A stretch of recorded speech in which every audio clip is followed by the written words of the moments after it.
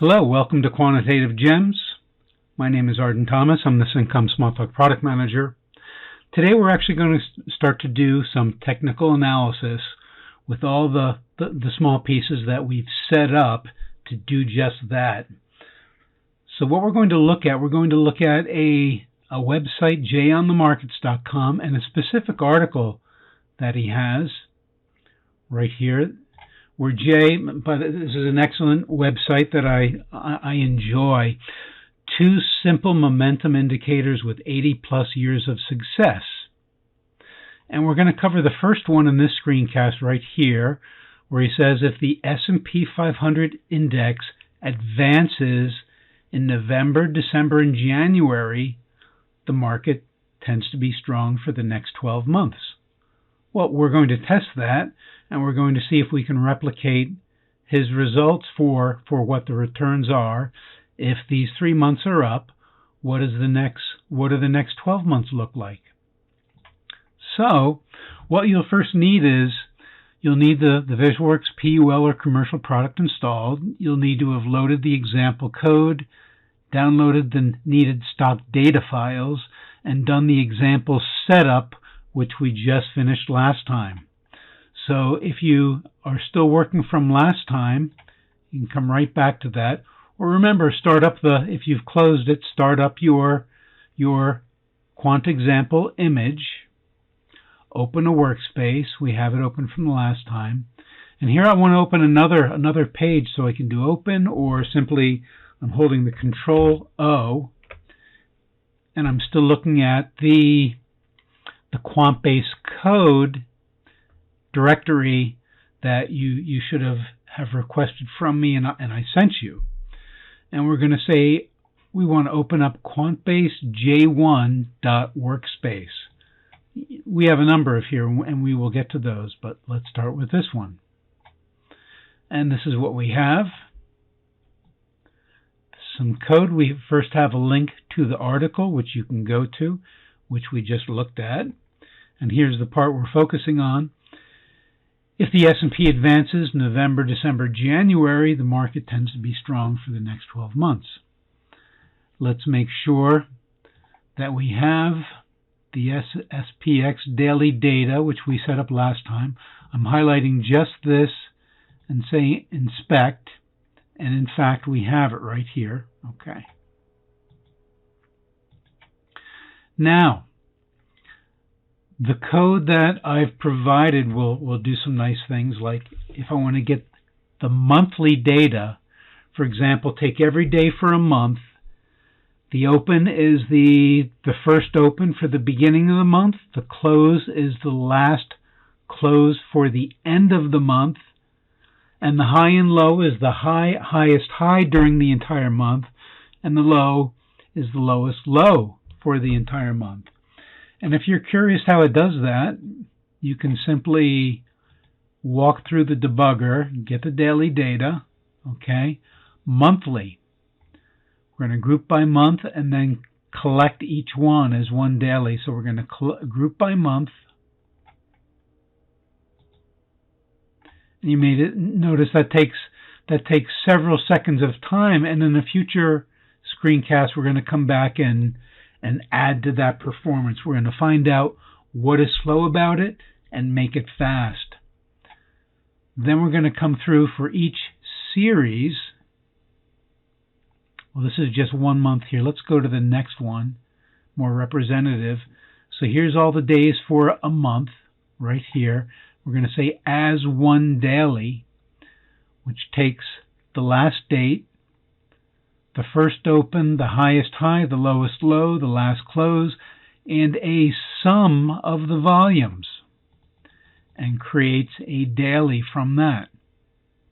So that's what we're doing in this code. And notice it's compact, it's pretty tight. We can put the cursor at the end and say go to the end. And there's our data. Okay.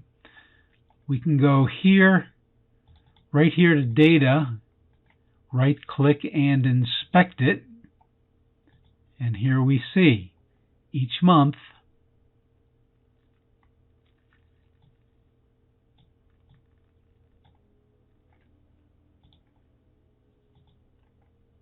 the data represented. So May 29th, June 30th, July 31st. Notice it's using the data so it actually gets the right day. And like we saw before, the closes right now is nil until we ask for it the first time. Then it will get it. So we want all the years.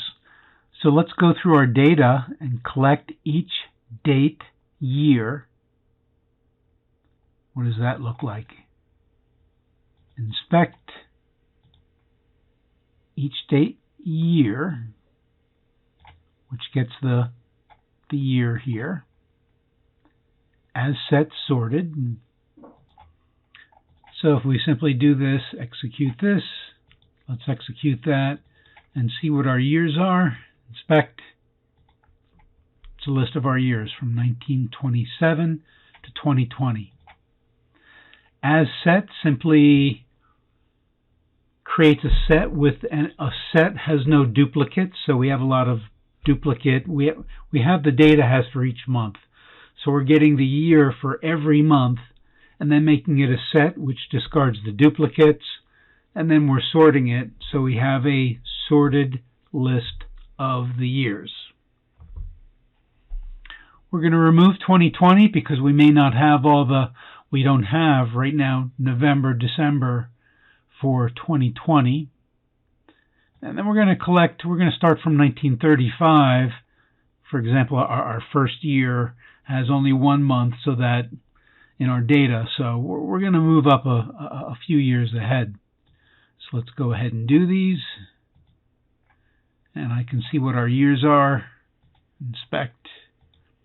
We're starting with 1936 to 2019. That's what we specified. So we want to see which years gained.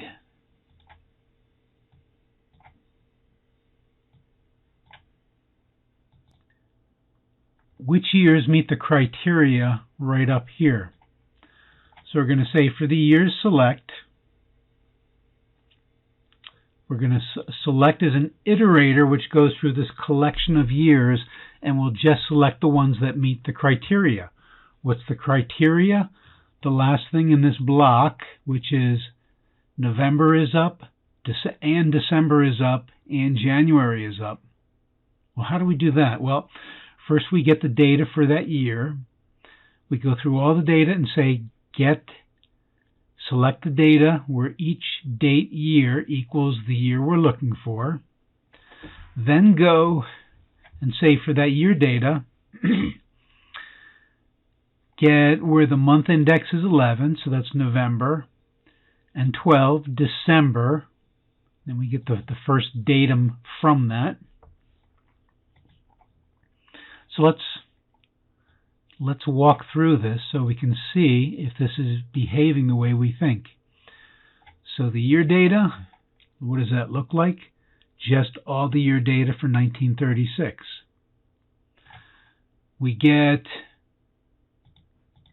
November 30th, 1936, December, and for January we had to do a little different. We had to go to the data and say, hey, get the data where the year is the year plus 1, because we're looking at 1936, but we want January from 1937. So the date year is year plus 1, and the month index is 1. And in fact, if we do this, January should be January 29th, 1937, whereas November and December are from 1936. Now, is up, what does is up do? Is the close of the month greater than the open? In other words, we're up for the month. And this will return a true. Let's see, the open is 17, the close 1728. So this is up. Let's inspect it. It's true. Then we do the same thing for December and January. If all of these are up, we'll get a true, and it is. So that year, 1936,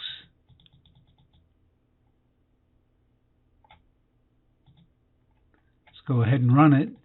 Gain years, inspect. These are the years where the criteria was met.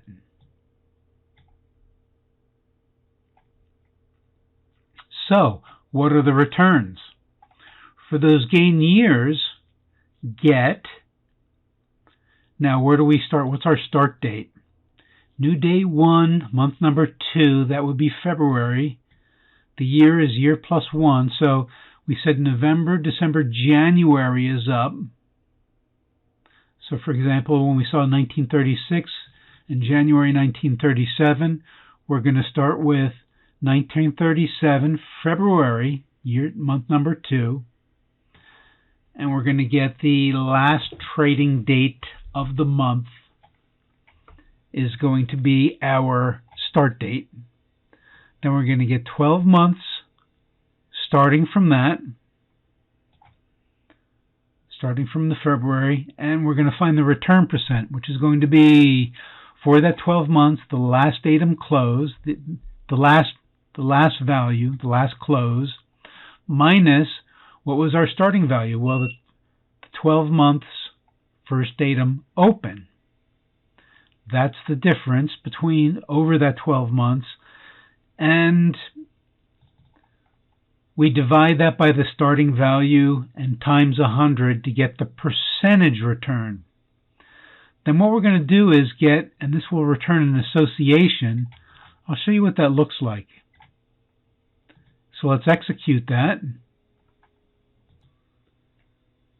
Okay, I had an error where it was trying to get, for the data here for SPX, was trying to get SPX all, because I separated into an SPX for recent data and SPX all, which went back to 1927. I just corrected that, ran the returns. Let's see what it is, inspect. And what this does right here, start date, right arrow, return percent, it creates an association object with a key, the date, and a value, minus 40.21. So that's a loss for that month. And if I print this out, here's what it looks like. I'm going to take the returns, I can write it.